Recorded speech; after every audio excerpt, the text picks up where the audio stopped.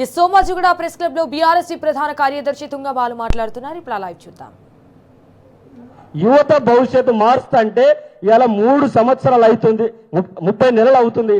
ఇవాళ ఇచ్చిన ఉద్యోగాలు చెల్లెప్పిన ప్రత్యూష గారు ఇప్పటి వరకు ఇచ్చినటువంటి ఉద్యోగాలు వాస్తవానికి 13,000 ఉద్యోగాలు మాత్రమే ఫిలప్ చేసింది. దాదాపు 30 నెలలు అవుతుంది. వీళ్ళు ఇచ్చిన ఉద్యోగాలు ఎంతంటే 13,000 ఉద్యోగాలే.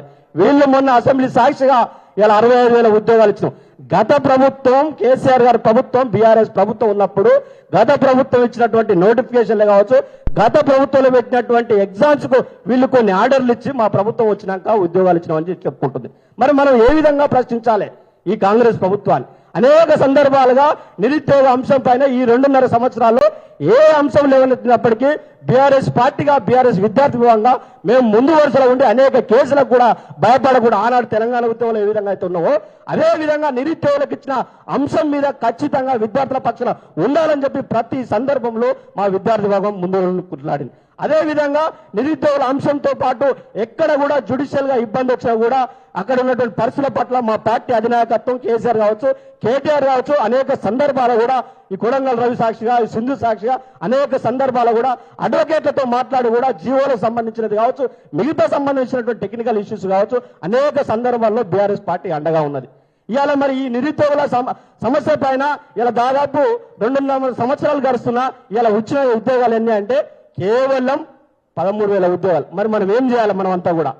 కాబట్టి మిత్రులారా చాలా సందర్భాలుగా చాలా రకాలుగా చాలా వేదికలుగా అనేక రౌండ్ టేబుల్ సమావేశాలు కండక్ట్ చేస్తున్నాం. చాలా మంది పెద్దలు ఉన్నారు. చాలా మంది పెద్దలు ఏంటంటే చాలా తెలంగాణ ఉద్యమం చూశారు, అంతకుముందు మిగతా ఉద్యమాలు చూశారు. తెలంగాణ వచ్చినాక కూడా తెలంగాణలో గత 10 సంవత్సరాలు ఎట్టుంది, ఈ 2.5 సంవత్సరాలు ఎట్టుంది పెద్దలంతా చెప్తారు.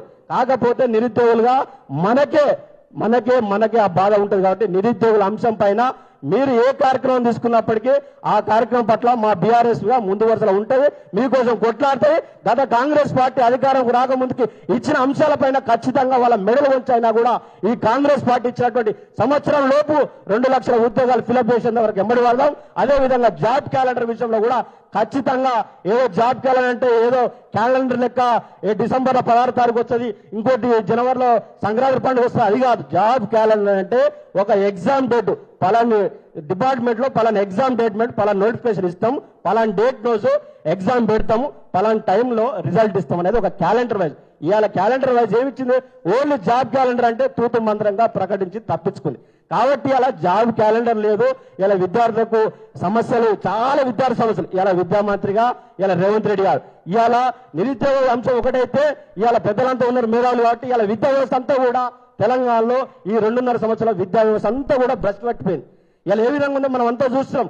గతంలో ఈ నిరుద్యోగ అంశం ఒకవైపు అయితే విద్యార్థి అంశం పూర్తిగా విద్యా మంత్రి ఉన్నాడు.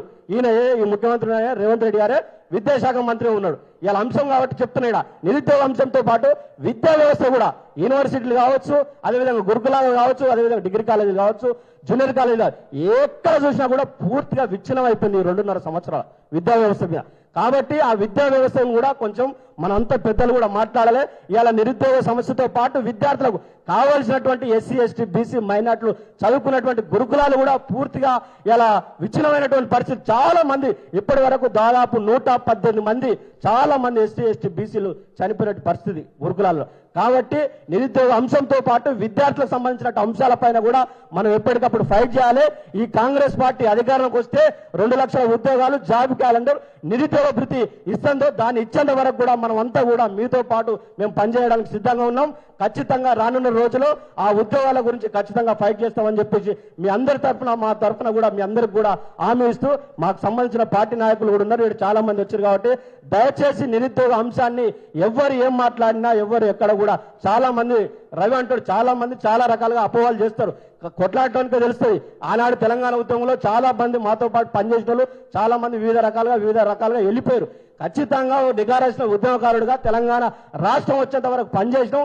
రాష్ట్రం వచ్చిన తర్వాత కూడా రాష్ట్ర అభివృద్ధిలో కూడా పనిచేసినాం. అదేవిధంగా ఈ రోజు కూడా నిరుద్యోగ అంశాల గురించి కొట్లాడేవారు ఎవరు కూడా భయపడదు.